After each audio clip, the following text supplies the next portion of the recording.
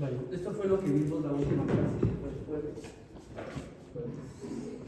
Y entonces habíamos comentado que en el metabolismo del hierro íbamos a tener varios pasos que eran importantes: el hierro de la dieta, que iba a estar en una forma férrica, o el hierro que llamamos M, que está presente en los productos de origen animal y que va a tener estado ferroso. Entonces, el hierro férrico, a diferencia del hierro ferroso, requiere una conversión en el duodeno que está mediada por el citocromo B, que permite la conversión del hierro en estado férrico a estado ferroso, y de esta manera se permite el paso a través del transportador de metales divalentes tipo 1. Dentro de la célula duodenal, el hierro podrá seguir dos caminos: almacenarse en la fosa metabólica o bien pasar hacia la sangre para unirse a la transferrina, que es su transportador principal, mediante la conversión al estado férrico, que está mediada por la efestina. Quien permite el paso del hierro de la célula duodenal hacia la sangre es la ferroportina, y entonces de esta manera el hierro puede unirse a la transferrina. Esta transferrina diférrica va a viajar por el torrente circulatorio hasta las células que tienen los receptores de transferrina, ¿no? Y entonces el receptor soluble de transferrina, el receptor de transferrina en la célula está acoplado a un transportador de metales divalentes tipo 1.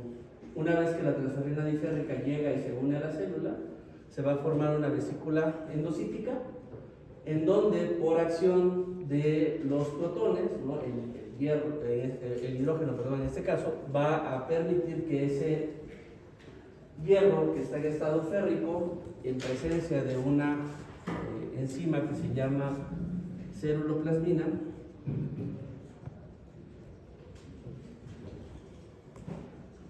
pase de estado férrico a estado ferroso nuevamente.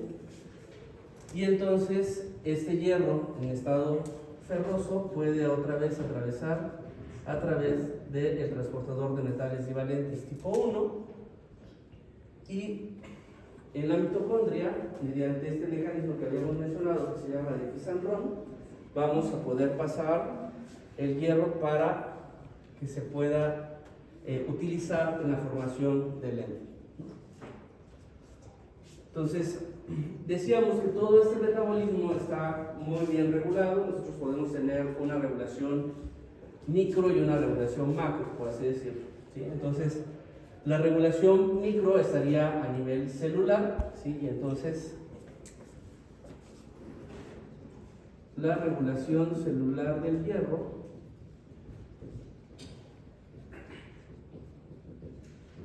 va a estar dada por los IRE, ¿no? Se llaman elementos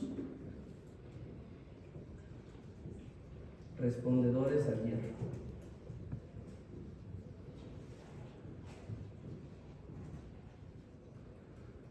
Entonces, estos elementos respondedores al hierro van a regular dentro de la célula la síntesis de dos componentes. Entonces, regulan la síntesis del receptor de transferrina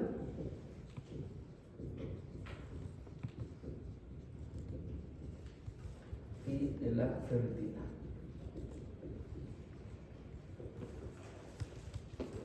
Vale la pena entonces hacer un pequeño paréntesis para hablar de la ferritina.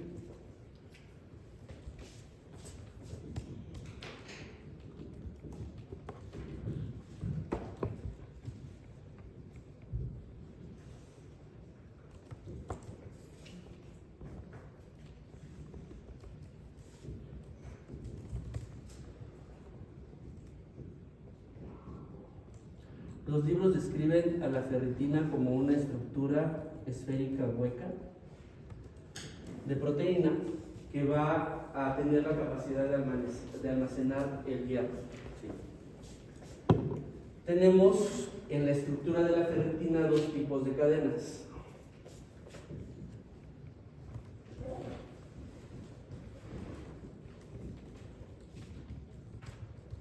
Las cadenas H y las cadenas L. Las cadenas pesadas y las cadenas ligeras de la ferritina van a servir para diferenciar el tipo de ferritina que nosotros podemos tener en un momento dado en el organismo. Hay una ferritina que libera fácilmente el hierro, que está conformada por cadenas ligeras, y hay una ferritina que difícilmente libera el hierro y que está conformada por cadenas pesadas.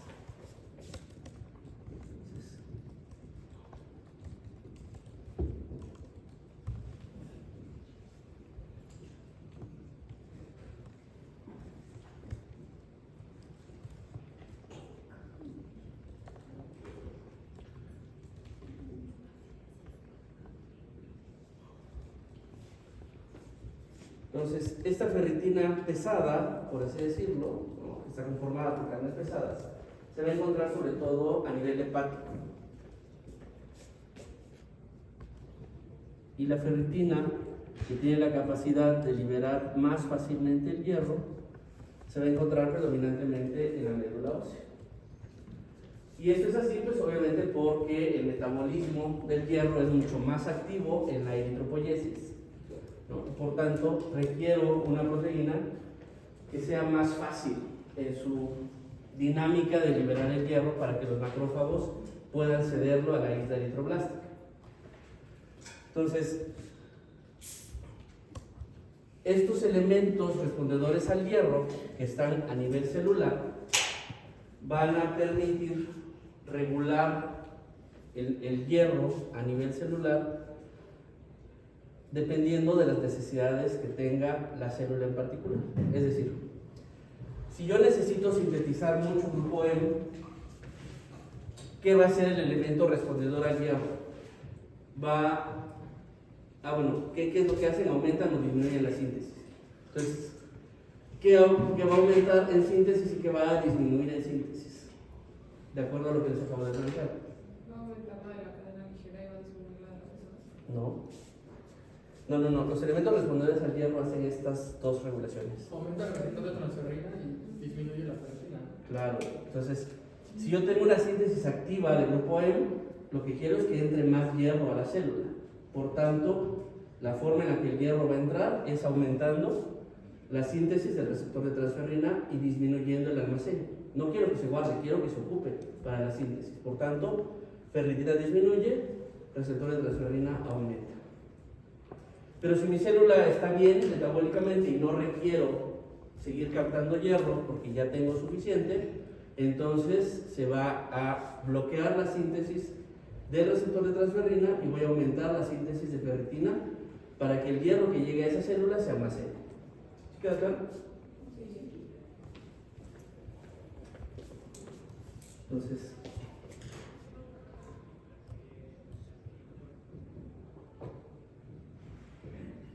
se aumenta el requerimiento de hierro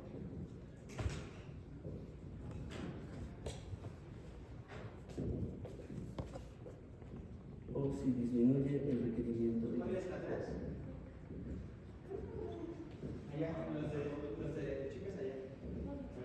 Entonces, los IRE, ¿no?, van a generar, aumenta el receptor de transferrina, disminuye ferritina. Y si el requerimiento de hierro disminuye, entonces disminuye la síntesis del receptor de transferrina y aumenta el almacenaje.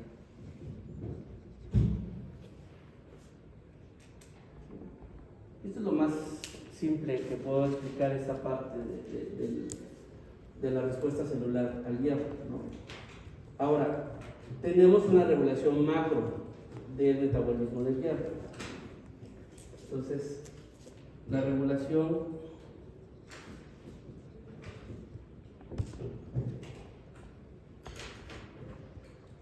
voy a llamarla global del metabolismo del hierro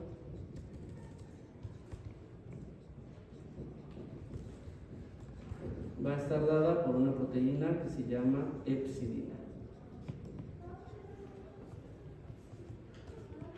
La epsidina seguramente la han escuchado porque la epsidina fue descubierta de manera inicial como un potencial antibiótico, ¿sí? Se observó que sujetos que tenían niveles altos de epsidina había una disminución en la utilización del hierro por las bacterias y morían, ¿no?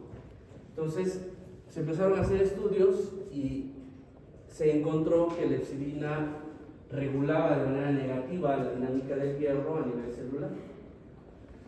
¿Qué es lo que hace la epsidina? Básicamente bloquea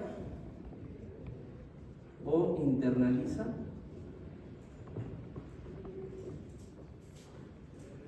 la ferroportina.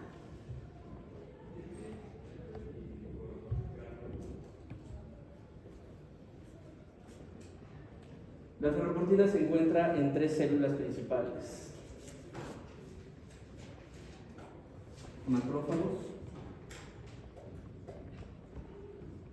hepatocitos y células duodenales.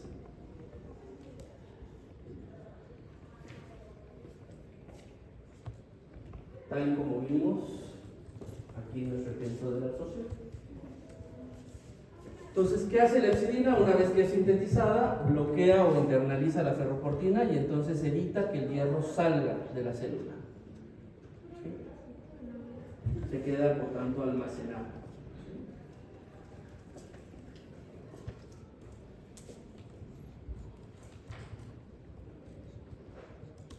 ¿Cómo se sintetiza la epsidina? Bueno, la síntesis de la epsidina ocurre a nivel hepático,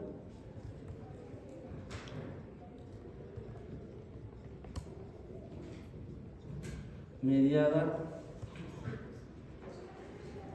por marcadores de inflamación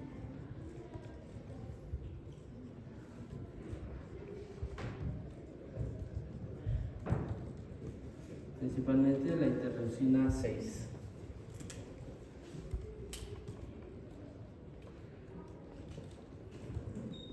En la célula hepática nosotros vamos a tener varias proteínas que son muy importantes para la síntesis de epsidina, pero los marcadores o los mediadores de la inflamación son los que van a inducir a estas proteínas para que lleven a cabo la síntesis de la epsidina en el hígado. Entonces tenemos a la BMP6, que es la proteína morfogenética ósea tipo 6. Tenemos a la hemojuvelina,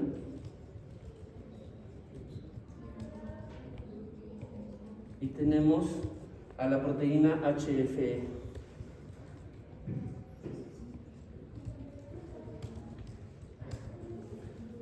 Entonces, esas 3 moléculas inducen la síntesis de epsidina.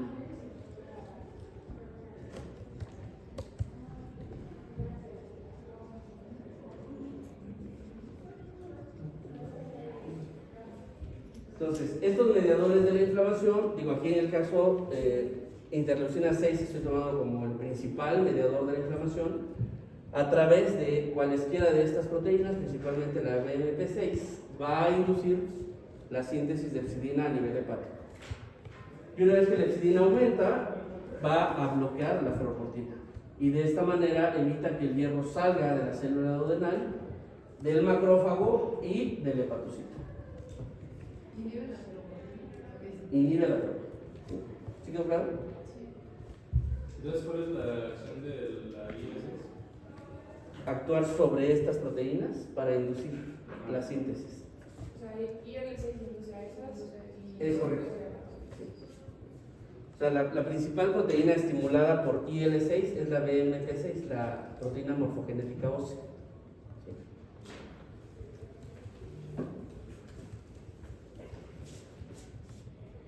¿Puedo borrar esta primera parte?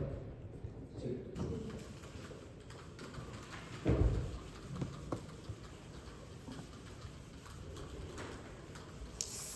¿Por qué son importantes esas proteínas? Bueno, específicamente vamos a hablar de una que es la HFE, aunque también la hemojuvelina está involucrada, ¿no? HFE y hemojuvelina.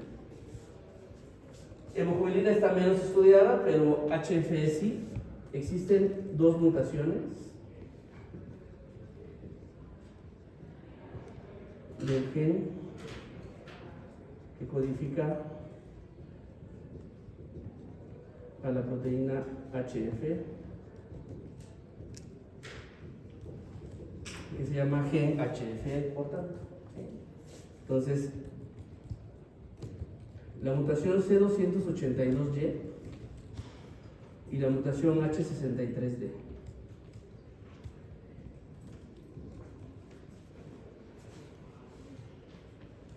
Esas dos mutaciones son muy importantes porque cuando están presentes van a generar disminución de la síntesis de epsilina.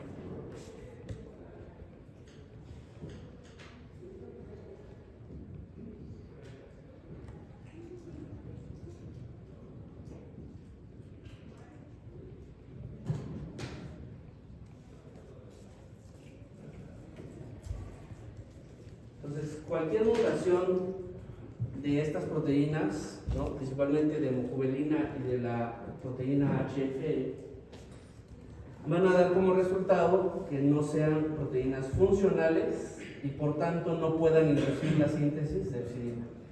¿Sí? ¿Qué es lo que va a suceder en este contexto? No se va a almacenar el hierro. No se va a inhibir la ferroportina y por lo tanto Si no se inhibe la ferroportina, ¿qué va a pasar? va a soltarse. El hierro va a estar pasando y pasando y pasando de manera libre de la célula duodenal al resto del organismo. Obviamente, si hay mucho hierro, ¿qué va a pasar con los IRE? Van a hacer lo que habíamos comentado. No tengo requerimiento de hierro, el IRE va a estar bloqueado, pero la ferritina va a estar aumentada en su síntesis para tratar de acabar con ese hierro que está libre. ¿Sí? ¿Se acuerdan? Les había comentado que el hierro es un elemento altamente reactivo con el oxígeno. Entonces, si no está unido a una proteína, fácilmente reacciona con el oxígeno y va a formar especies reactivas que van a dañar a las células.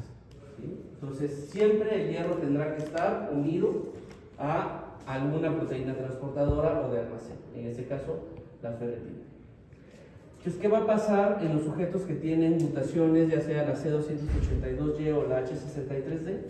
Va a haber un incremento en la absorción intestinal de hierro.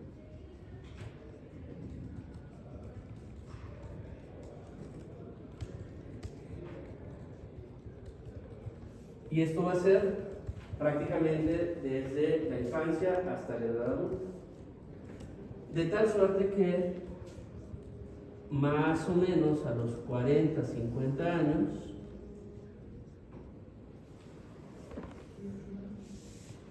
existirá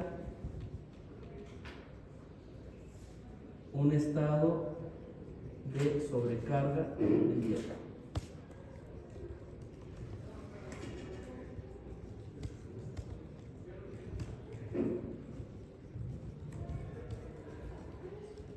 Y a eso lo vamos a conocer como hemocromatosis hereditaria.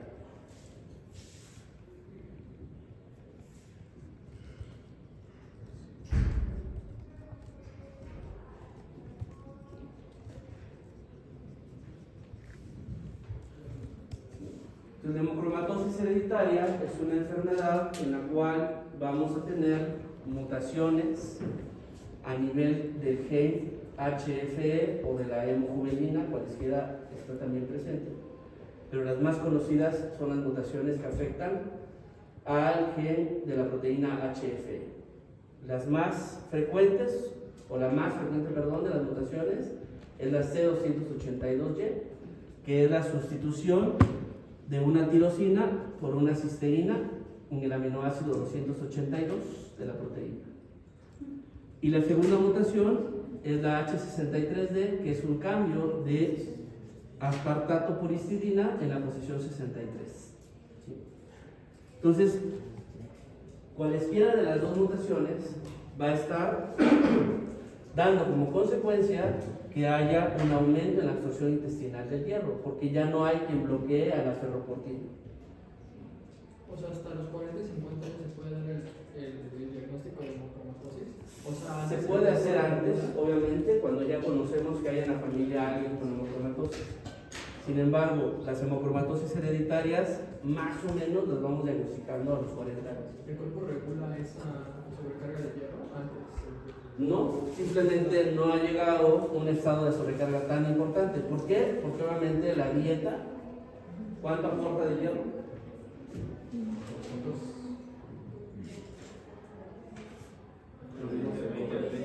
Más o menos 20 a 30 miligramos, y de eso se absorbe de 2 a 3 miligramos por día.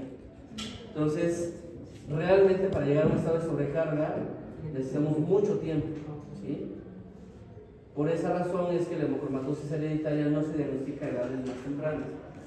Podría ocurrir, sí, obviamente en alguien que tiene una ingesta mayor, ¿no?, de alimentos que contienen hierro. Y entonces entre los 30 a 35 años ya va a haber alguna manifestación de sobrecarga. ¿Cómo vamos a documentar la sobrecarga de hierro? Básicamente por fallas endocrinológicas. Entonces el paciente debuta con diabetes, hay hiperpigmentación cutánea y vamos a tener insuficiencia cardíaca.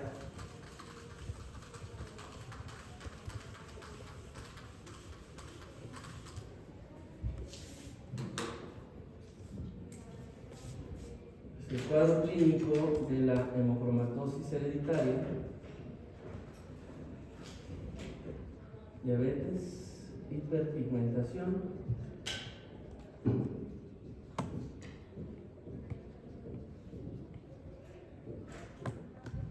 insuficiencia cardíaca.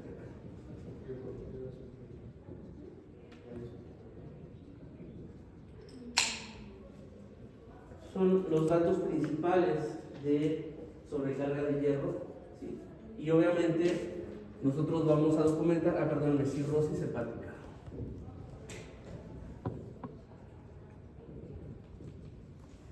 Entonces tenemos un sujeto que no forma parte del escuadrón de la muerte y llega con cirrosis hepática a la consulta, ¿no?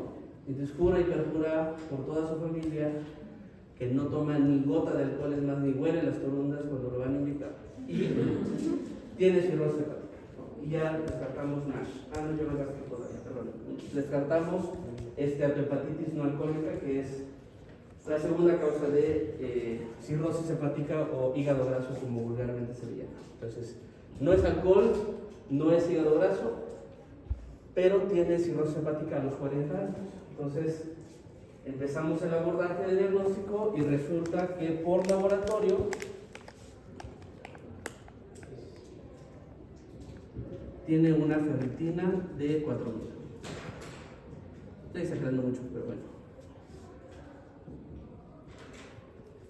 Para que tengamos una idea, el valor de referencia es de 30 a 250 nanogramos por mililitro. Entonces, una ferritina mayor de 1000 generalmente ya hace diagnóstico de sobrecarga, de sobrecarga de hierro.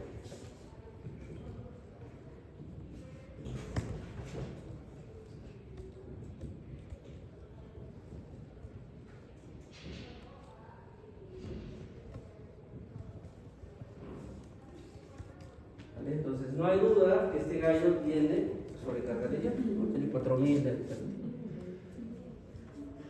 ¿Cómo vamos a diagnosticar sobrecarga de hierro? Bueno, generalmente por imagen se puede hacer una resonancia magnética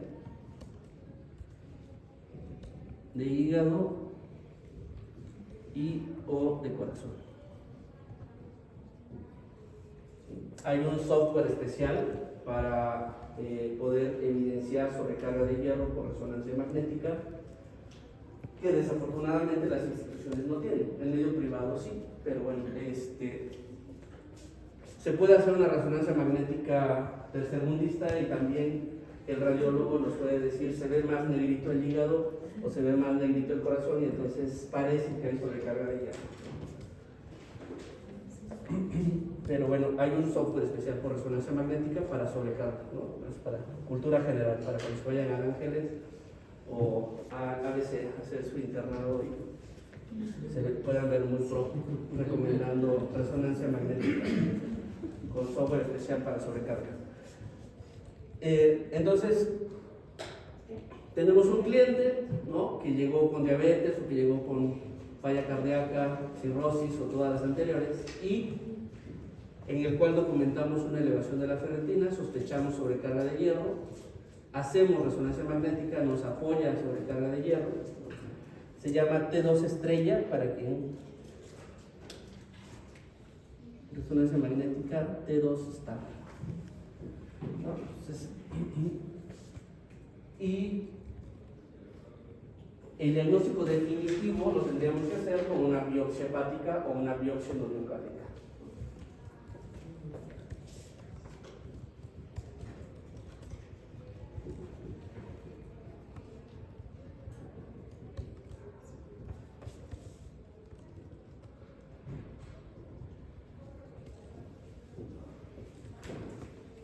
Doctor, Sí, ¿la hiperpigmentación se da por la acumulación de hierro o es por correcto. fallas suprarrenales? no, es por acumulación. También hay falla suprarrenal, aunque no es tan notoria, o sea, clínicamente no vemos insuficiencia suprarrenal, porque obviamente tendrían hipoglucemia y aquí tienen diabetes, ¿no? O sea, como que no. Pero les decía, a nivel endocrinológico, si ustedes checan páncreas, si ustedes checan gónadas, checamos tiroides, todas las glándulas están afectadas, ¿sí? Sobre todo aquellas que tienen metabolismo del hierro activo para la síntesis de sus proteínas, ¿no? Entonces, sobre todo es por depósito a nivel de la piel de los elementos del hierro. Entonces, ya diagnosticamos al cliente y ahora, ¿qué vamos a hacer?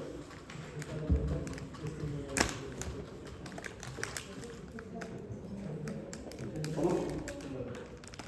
Le ponemos un imán para que saque todo el hierro del cuerpo. Un estimulador de la TFR. Un estimulador de, perdónenme, De la TFR. del receptor de transferrina, pero el receptor de transferrina solamente seguiría metiendo hierro. La ferroportina, ¿no? Es lo que inhibe la... Esto está en investigación, sí, necesitamos síntesis de epsidina, entonces tendríamos que buscar idealmente terapia génica para que se genere epsidina, ¿no? Entonces, ya hay algunos ensayos para síntesis de epsidina.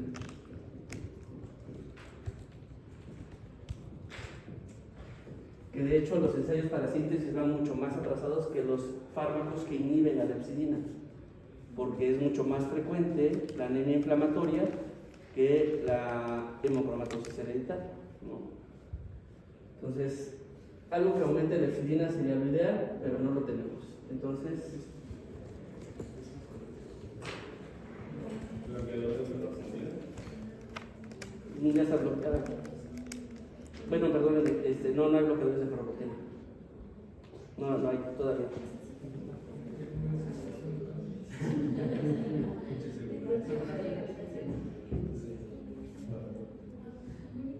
¿Cómo perdemos hierro? Bueno, dieta restringida. Muy bien, doctores. Lo agarramos a madrazos hasta que...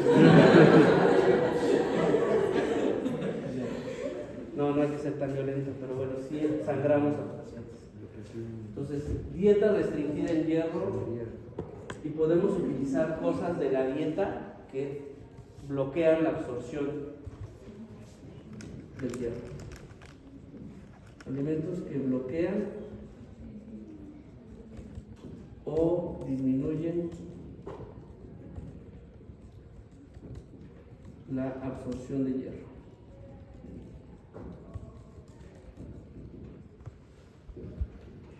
Té negro, café, vino tinto. Obviamente este es el menos recomendado porque le va a dar más cirrosis.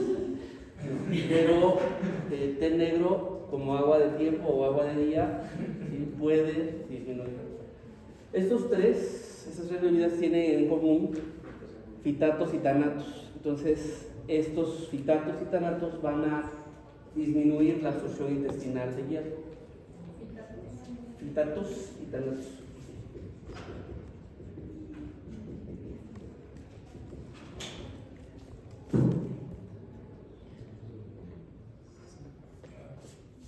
Y la otra son flebotomías terapéuticas.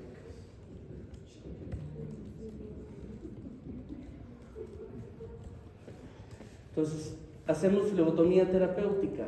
¿Cuál es la meta? Ferritina menor a 50.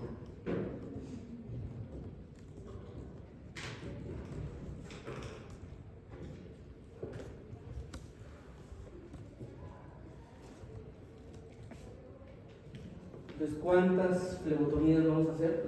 Las que necesitemos, hasta que la ferritina llegue a menos de 50 nanogramos por mililitro. Ya habíamos dicho que por cada mililitro de sangre que se pierde se va a perder 1 miligramo de hierro. Entonces vamos a estar condicionando que ese sujeto pierda en promedio 250 miligramos de hierro con cada flebotomía que se haga.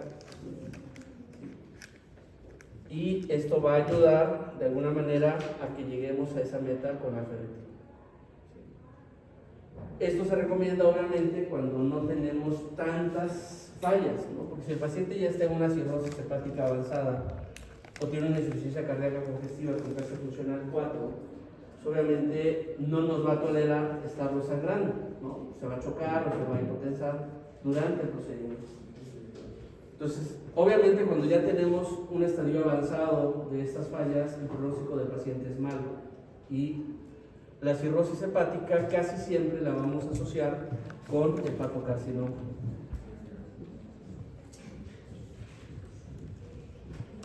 Entonces la recomendación es que hagamos vigilancia con alfa-fetoproteína. ¿Llevan oncología en algún momento de la vida? No. ¿Oncología llevan? Bueno, la alfa-fetoproteína es un marcador tumoral que en pacientes con cáncer de hígado aumenta.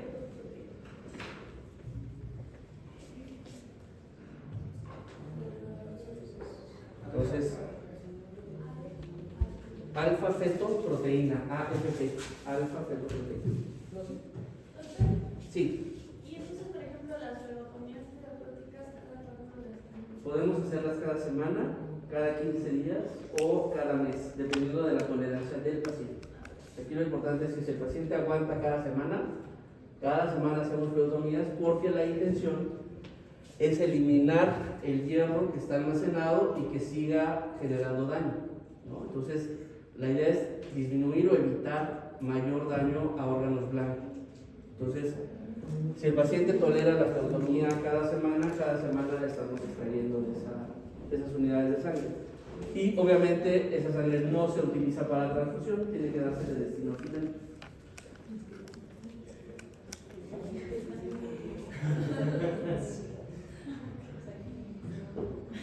Así se le dice, la norma oficial mexicana de los banqueros dice así, destino final. Entonces, la mandamos a incinerar. Pero, ¿se la pueden dar como alguien que tiene deficiencia de hierro? Por norma oficial mexicana, cualquier paciente que tenga indicación de flebotomía terapéutica, por ejemplo, un paciente con polívera, pues tiene un montón, ¿no? Entonces lo mandamos a flebotomía también, pero esa sangre se le da destino final. No se puede. ¿Qué desperdicio? Mucho, ni moronga se puede hacer. Entonces, quelantes de hierro. No están tan aprobados en hemocromatosis hereditaria, de hecho los quelantes de hierro están aprobados para hemocromatosis secundaria.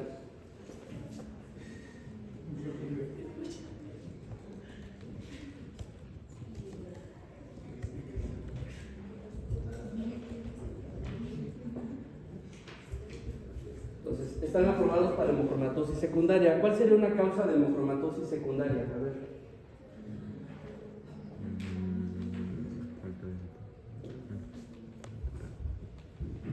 ¿Cuál se les ocurre?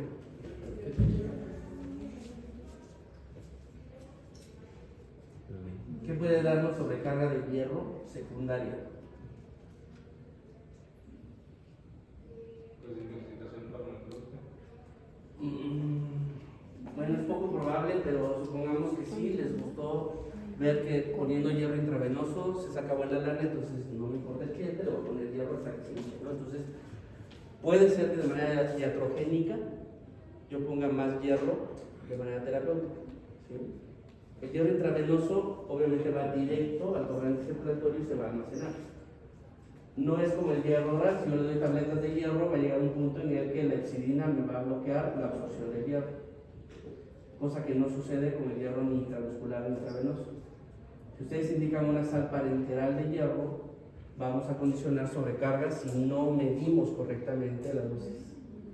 Entonces esa podría ser una causa de sobrecarga de hierro, pero la más común, Un tumor de hígado.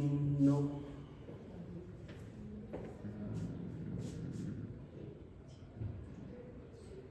Algo más simple. Comen muchos alimentos con hierro. No, acuérdense, que alguien que funciona, no pasa nada, la hexidina bloquea.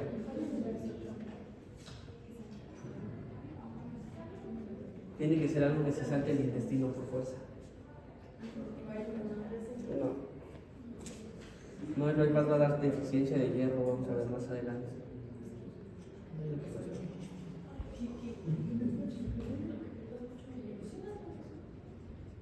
Muy bien, hable más fuerte. Excelente.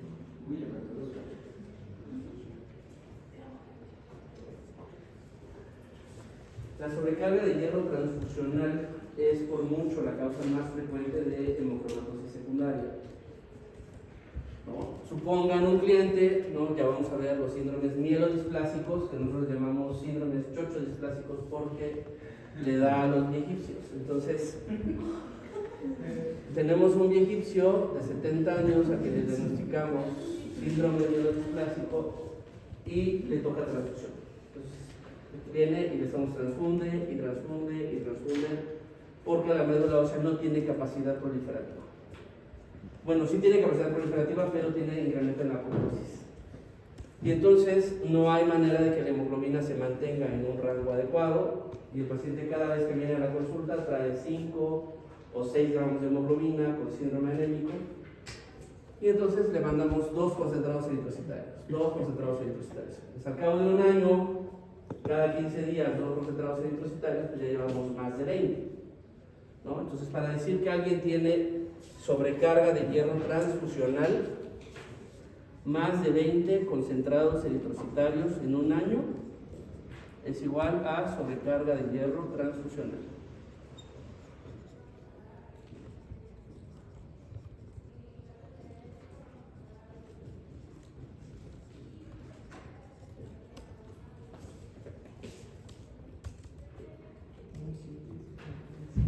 Más de 20 concentrados eritrocitarios en un año, ya estamos seguros que ese sujeto tiene sobrecarga de hierro transfusional.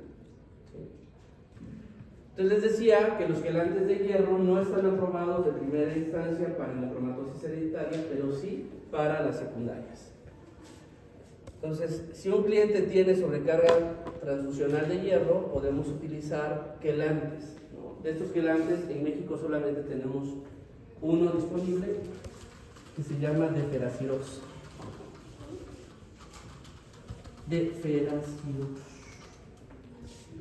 XJ es el nombre comercial.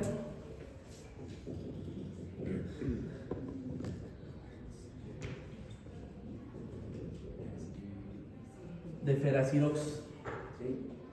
Pero en el resto del mundo tenemos deferiprona y deferroxamina.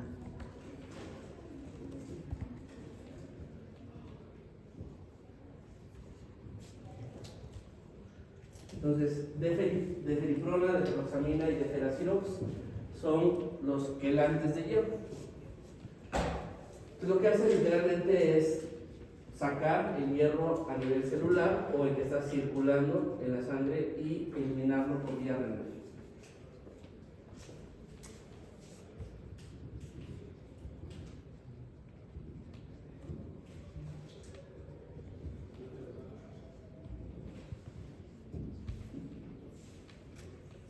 Por tanto, una contraindicación para el uso de estos agentes es un cliente que tenga ya enfermedad renal crónica, ¿sí?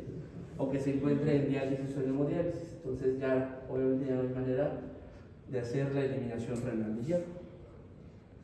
Y por tanto pueden ser nefrotóxicos. Habrá que estar vigilando el comportamiento de la creatinina en aquellos pacientes a los que les estoy manejando alguno de estos agentes.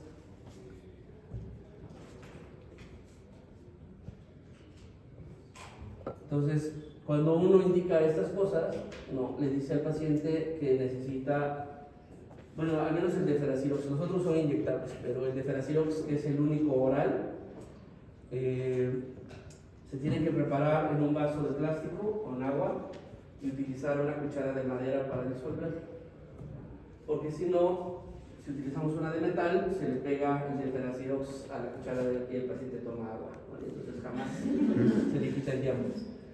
Entonces estamos quelando a la cuchara y no al cliente. Entonces, el punto es,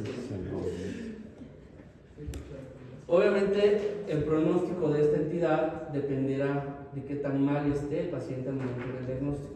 Hay pacientes a los que afortunadamente los diagnosticamos en etapas tempranas y es factible dar cualesquiera de estas, ¿no?, terapias o todas juntas para tratar de detener la progresión. E incluso se ha pensado que el trasplante hepático se podría hacer en esos pacientes con la intención de corregir la sobrecarga de hierro que ocurre a ese nivel. Pero bueno, el pronóstico en general es malo, ¿no?, una vez que el paciente ya desarrolló insuficiencia cardíaca o peor aún, hepatocarcinoma. ¿Sí? ¿Dudas? Muy bien.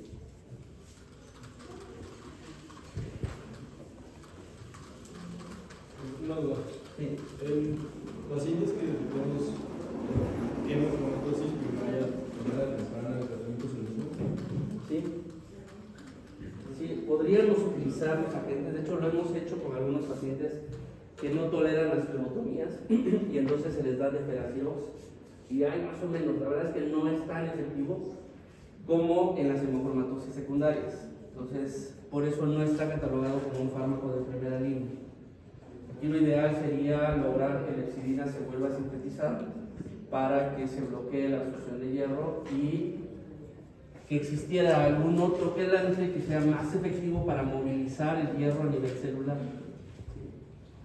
Porque el problema no es el hierro circulante, el problema es el hierro que está a nivel intracelular, que es el que nos está ocasionando el daño a nivel de la célula. Por eso la célula muscular falla, por eso la célula hepática falla. ¿Se manifiestan igual? O sea, para el diagnóstico, la clínica, y así. El de hemocromatosis hereditaria del secundario, no, porque en el secundario tú ya sabes, o sea, los clientes de hematología ya sabemos que después de 20 concentrados hay que medirles ferritina y presentarlos para el Feracirox, porque ya sabes que ese paciente le va a dar hemocromatosis secundaria, pero no hacen las alteraciones endocrinológicas ni nada por el estilo. Ah, ok. O sea, si nos llegara así de primera vez y vemos que tiene ferritina, pero no tiene las manifestaciones clínicas, o sea, no tiene transfusiones, eso. Es correcto. Sí. O sea, a diferencia de un paciente con hemocromatosis hereditaria, no les mencioné la biometría hemática. O sea, la DH es normal, porque no es un problema primario de la médula ósea. ¿Sí? Por eso les podemos hacer flebotomías, cosa que no se puede hacer con un chocho displásico, ¿no? Porque el viejito de 6 de hemoglobina pues, le saco sangre y lo mata. Entonces, no se puede. Por eso tenemos que emplear otro tipo de agentes. Muy bien. Entonces, dicho esto, vamos a ver ahora qué será más fácil. Yo creo que para no perdernos, vamos a ver anemia por deficiencia de hierro.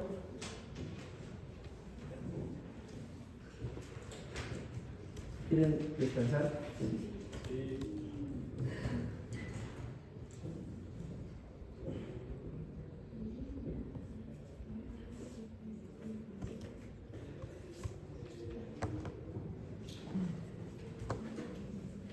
Entonces, 10 minutos.